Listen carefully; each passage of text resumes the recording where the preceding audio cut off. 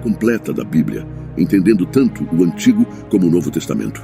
Vamos desde Adão no Jardim do Éden até a morte dos discípulos de Jesus. Quando terminar de ver este vídeo, você não será o mesmo.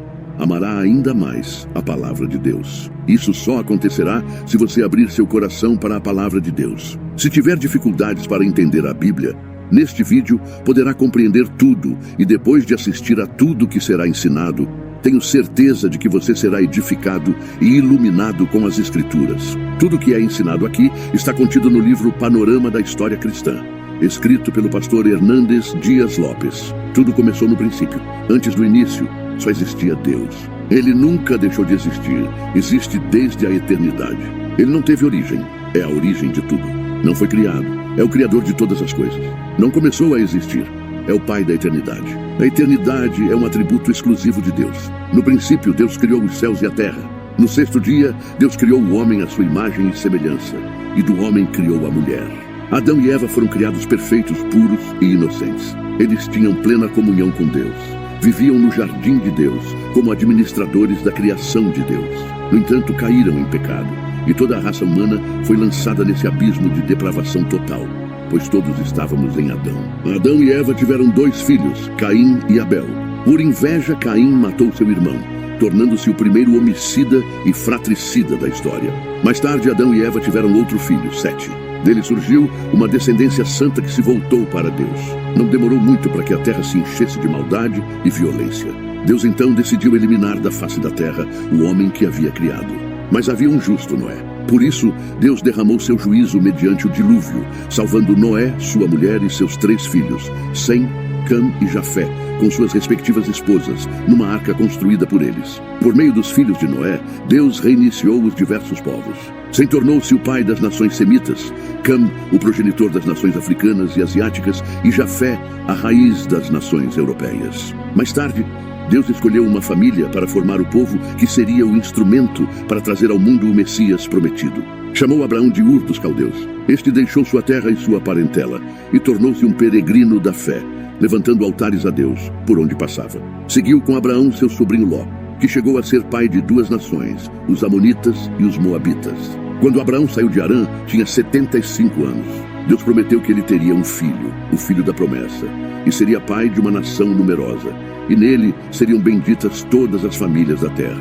Abraão esperou 11 anos, sem que a palavra de Deus se cumprisse. Então, Sarai, sua mulher, deixou de crer na promessa divina e entregou sua serva Agar para coabitar com Abraão. Assim nasceu Ismael, que chegou a ser pai de uma nação numerosa, o povo árabe, inimigo histórico do povo de Israel. Quando Abraão tinha 99 anos, Deus apareceu a ele e ordenou que saísse de sua tenda e contasse as estrelas do céu. Então lhe disse que sua descendência seria tão numerosa quanto as estrelas do céu e a areia do mar, mas também que sua posteridade seria escrava por um período de 430 anos. Deus mudou o nome de Abrão, grande pai, para Abraão, pai de uma nação numerosa, quando o filho da promessa ainda não havia nascido. Abraão estava com 100 anos e sua mulher Sarai com 90 anos. Então nasceu Isaque. Isaque casou-se com Rebeca, que era estéril. Depois de 20 anos de casados, Rebeca foi curada e nasceram 2 filhos gêmeos, Esaú e Jacó. Esaú tornou-se pai dos Edomitas, e Jacó, que em sua conversão recebeu o nome de Israel, tornou-se pai dos israelitas.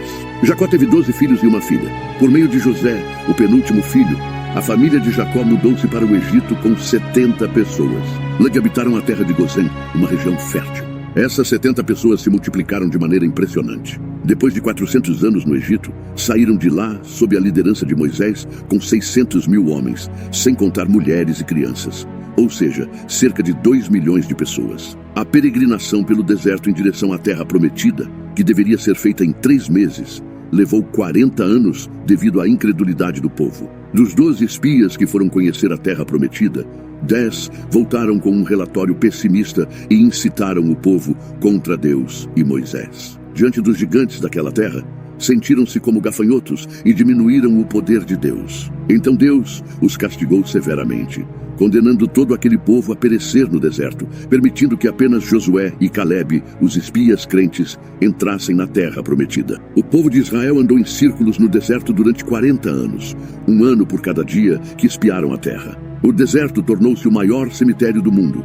onde pereceu toda aquela geração que saiu do Egito, exceto os 2 homens que confiaram em Deus. Após os 40 anos de peregrinação, houve 6 anos de conquista da terra sob a liderança de Josué. Mas ainda havia muita terra para conquistar. Josué, servo de Moisés, introduziu o povo na terra prometida por um chamado de Deus e por uma capacitação extraordinária. Depois da morte de Josué, começou uma longa fase de 330 anos de governo teocrático, chamado Período dos Juízes. Foi um tempo de grande instabilidade espiritual e altos e baixos na vida de Israel. No tempo dos juízes, o povo fazia o que lhe parecia certo devido à dureza de coração. Esse foi um período de opressão por muitos inimigos. Deus levantou líderes como Gideão, Jefté, Sansão e Samuel. Após esse longo período, veio uma nova fase, a monarquia. O povo de Israel, olhando para as nações vizinhas, pediu um rei. O povo já não queria que Deus governasse sobre eles. Samuel, o último juiz, ungiu Saul como rei de Israel. Saul governou por 40 anos. Começou bem, mas terminou mal, rendendo-se à soberba, crueldade, rebeldia e apostasia. Depois de Saul, Davi reinou em seu lugar também por 40 anos, transferindo a capital de Israel de Hebrom para Jerusalém. Seu governo foi bem sucedido. Davi fortaleceu seu reino, acumulou fortunas, conquistou terras, venceu exércitos, caminhou com Deus e tornou-se o rei mais destacado de Israel. Apesar de pecar gravemente contra Deus, sua família e seu povo, arrependeu-se e foi perdoado por Deus. Da sua linhagem veio o Messias. Após sua morte, Salomão, seu filho, reinou em seu lugar por 40 anos. Ele pediu sabedoria a Deus, que lhe deu sabedoria e riquezas. Salomão tornou-se um homem notável em seu tempo, edificou o templo de Jerusalém e desfrutou de paz em seu governo. No entanto, devido às suas muitas mulheres, seu coração se corrompeu. Só na velhice, Salomão voltou-se para Deus e se arrependeu de seus pecados. Tivemos assim 120 anos de Reino Unido. Saul caiu nas redes da feitiçaria, Davi na armadilha do adultério e Salomão nas garras da idolatria. Deus atendeu ao desejo do coração do povo, dando-lhes reis, mas o povo teve que sofrer as consequências dessa escolha insensata. Após a morte de Salomão, o reino se dividiu porque seu filho, Roboão, recusou-se a aliviar os impostos abusivos. A pompa e o luxo do governo salomônico eram sustentados pelo trabalho do povo, que, estrangulado por impostos exorbitantes, aproveitou a transição de governo para reivindicar mudanças. Sem sucesso, 10 das 12 tribos conspiraram contra Roboão e seguiram um novo líder, Jeroboão I, formando o Reino do Norte, cuja capital tornou-se Samaria. O Reino do Norte durou 209 anos. Teve 19 reis de 8 dinastias diferentes, nenhum piedoso.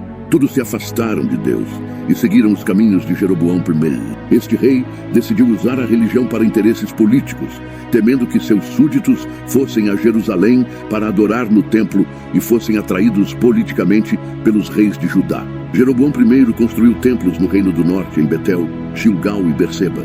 Colocou um bezerro de ouro e induziu o povo à idolatria. Por isso, todos os reis do norte, 19 ao todo, fizeram o que era mal aos olhos do Senhor. Deus então levantou profetas poderosos como Elias, Eliseu, Amós e Oséias para denunciar a corrupção espiritual e moral do povo. Sem arrependimento, Deus trouxe o exército assírio, que em 722 a.C. invadiu o reino, destruiu a capital, levou o povo cativo e o espalhou por toda a terra. O reino do sul, formado por Judá e Benjamim, teve 19 reis da linhagem de Davi. Este reino durou 345 anos.